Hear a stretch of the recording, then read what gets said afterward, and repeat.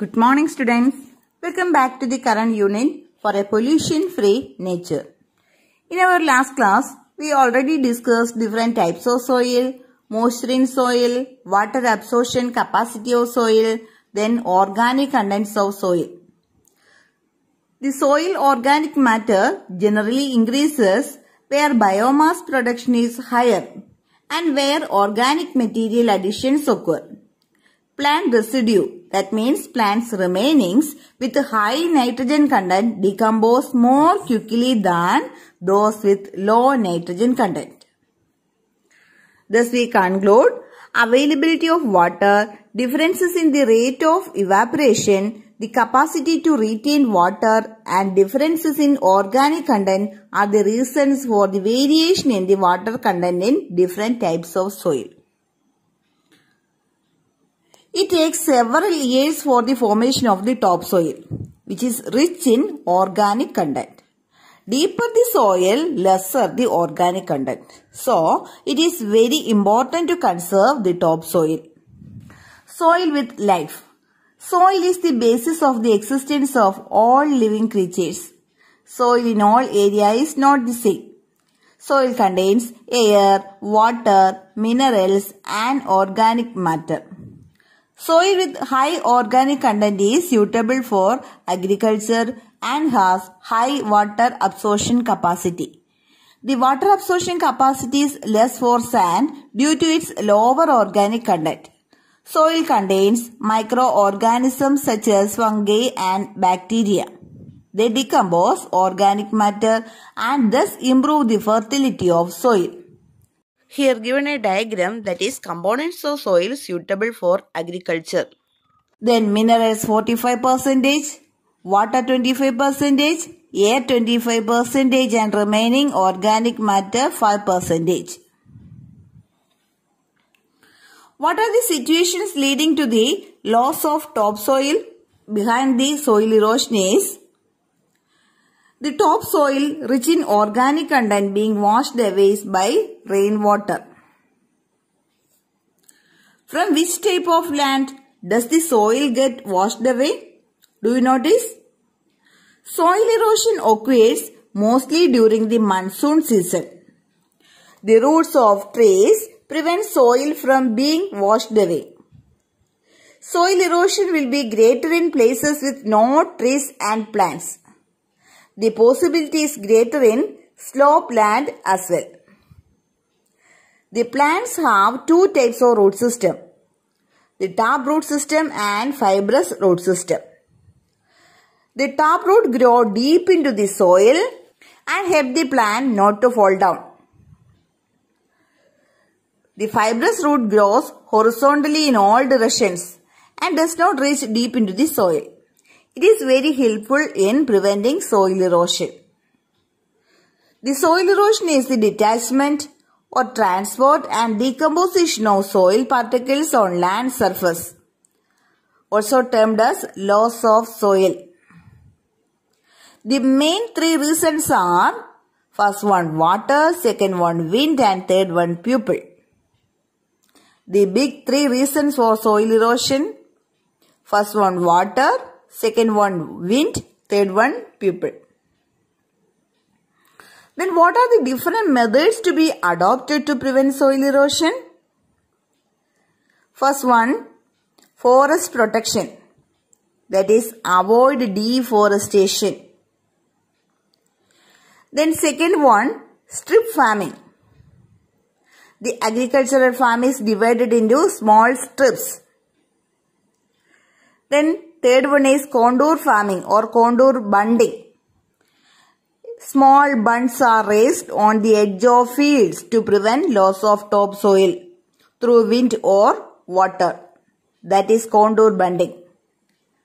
The next one, fourth one is no-till farming.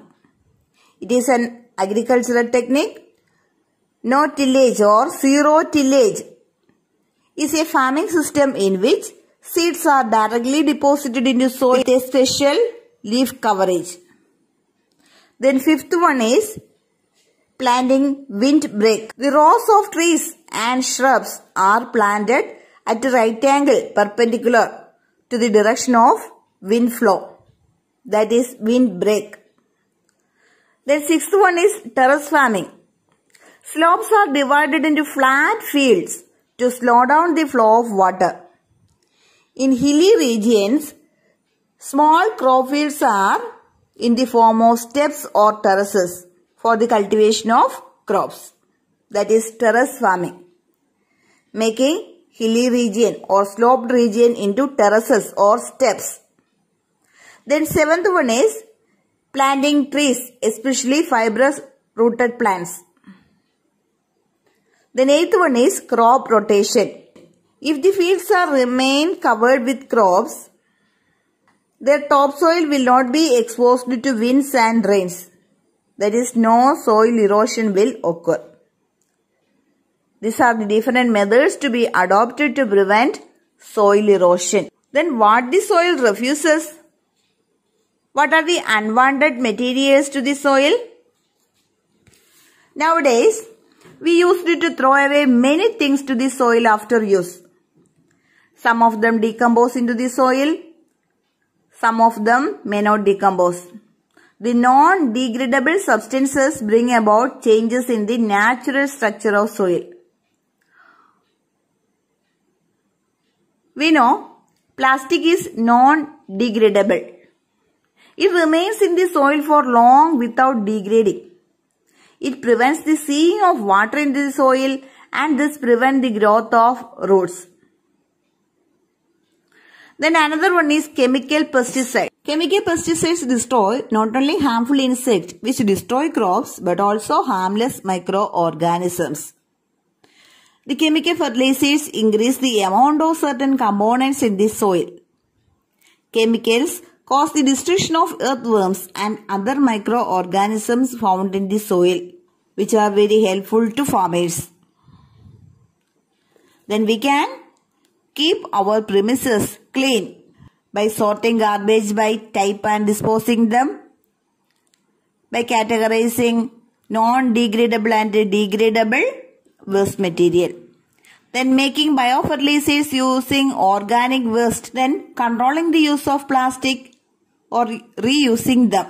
These are the main things we should care in keeping our premises garbage free.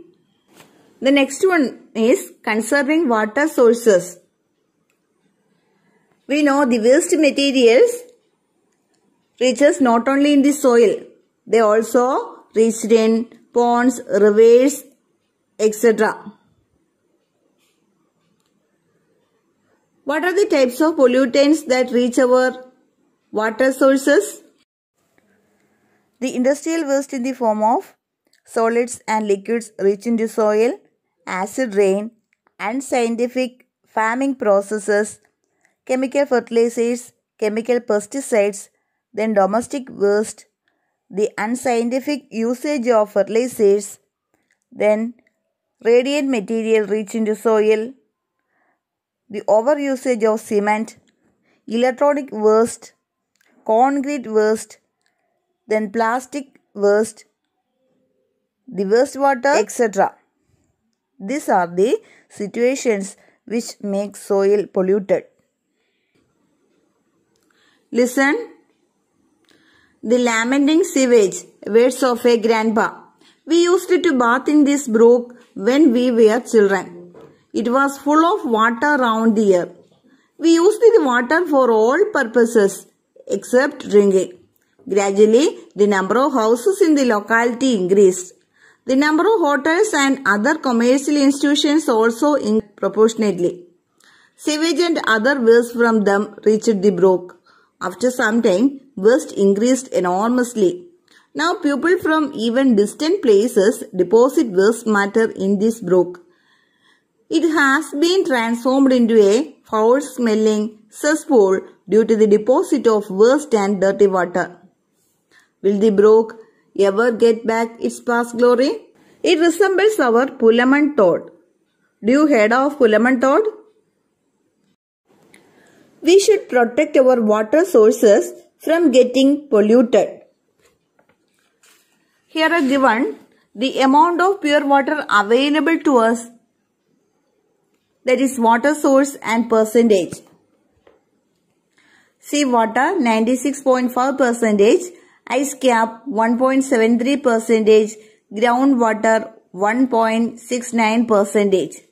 In atmosphere 0.001%, lake 0.001%, other bodies 0.078%. Can the water obtained from all sources be used for drinking? No. A very mild quantity of water is used for drinking. What is the quality of water for drinking? The quality of water is determined on the basis of the purpose for which it is used. The highest quality is required for drinking water. Water contains various minerals, oxygen, microorganisms and insoluble impurities. The variation in their levels influences the quality of water. We know pure water is neutral. It is neither acidic nor alkaline. But the pH ranging from 6.5 to 7.5 is used as drinking water. For neutral water, its pH is 7, but we use water with pH value between 6.5 and 7.5 for drinking. This is a project work for you. That is, collect samples of water from different water sources in your locality, observe their peculiar properties and tabulate them in your science diary. A table is given for you with characteristics, color, odor. Odor means smell. Then turbidity, insoluble impurities and pH value. Water sources: well, pond, river, brook. Diseases that spread through drinking water. Diseases spread through water when the disease-causing microorganisms grow in water used for drinking. The mixing up of excreta, that is excretory materials, man waste and other pollutants with drinking water is one reason for the pollution of drinking water. The presence of the bacteria E. coli, which reach water through excreta, causes the disease diarrhea. Then typhoid, cholera, dysentery and jaundice are some of the other diseases that spread through drinking water. We should only use the purified water for drinking.